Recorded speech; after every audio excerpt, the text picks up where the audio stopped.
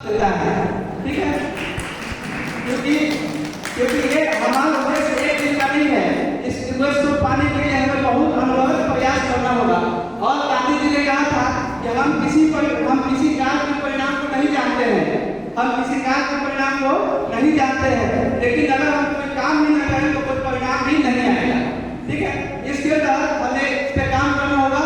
और चुनौतियों के साथ जैसे अब नई शिक्षा नीति की बात हुई है, तो अब जैसे इसी सीख का कॉन्सेप्ट हुआ तो बच्चों का पोषण पर भी बात होगा और बच्चों के स्वास्थ्य का भी बात होगा।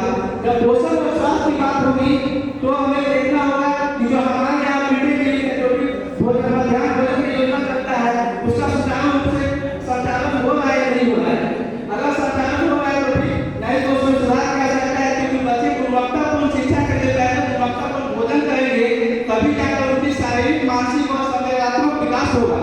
उसके बाद ही हम अर्थपूर्ण अधिगम की बात कर सकते हैं। और उसके आगे बात यह है कि जब भी हम किसी नियम को लागू करते हैं तो उसके व्यवहारिक पक्ष को देखना बहुत आवश्यक है, क्योंकि सिर्फ नियम बनाना एक अमल में रखे चाहे किसी कार चालक का आयोजन कर लेने से धरातल पर नियम नहीं जा सकता है। धरातल पर नियम लाने के लिए हमें धरातल में काम करना होगा। और उस काम करने के परिप्रेक्ष्य हम देखते हैं कि हमारे यहाँ बच्चों के बीच में पोशाक राशि का जो है बंटवारा होता है, वितरण किया जाता है। अब टीवी भले ही सरकार टीवी लागू करके उसको डायरेक्ट बच्चे के खाते तक पहुंचा तो दे रही है, लेकिन फिर भी बच्चे के अभिभावक को भी जागरूक होना होगा कि बच्चे का अभिभावक उसको अन्यथा प्रयोग न करे, उसको ड्रेस खरीदने में प्रयोग करे, उसका पोशाक जो जहाँ का पैसा है उसको उस राशि को वहाँ पर इस्तेमाल करे। क्योंकि ऐसा देखा जाता है कि अभिभावक के द्वारा उस पैसे का अलग जगह पे दूसरे क्षेत्र में प्रयोग कर दिया जाता है। उसके बाद फिर बच्चे उसे जैसे थे वैसे पहुंच जाते हैं स्कूल में। तो ये सब चीजें देखना होगा और जागरूकता लाना होगा भी।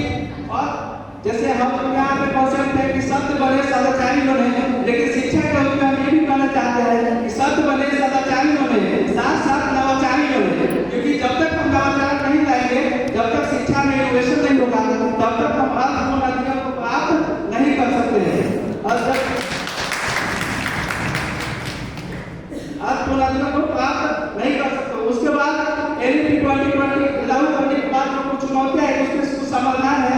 जैसे जो विद्यालय संरचना है कम से कम वहाँ तो जो है उसको यूज किया जा सकता है। उसके बाद हमारे ये कहावत है कि जो हमारे पास प्राप्त है वही पर्याप्त है। ये कॉन्सेप्ट की थोड़ा सा काम करना होगा, क्योंकि अब ऑटोमेटिक इतना जल्दी तो कुछ हो नहीं सकता है, लेकिन धीरे धीरे अगर हम काम करें तो उसमें बदलाव लाया जा सकता है। और दूसरी बात ये कि जब भी हम अर्थपूर्ण अधिगम की बात करते हैं तो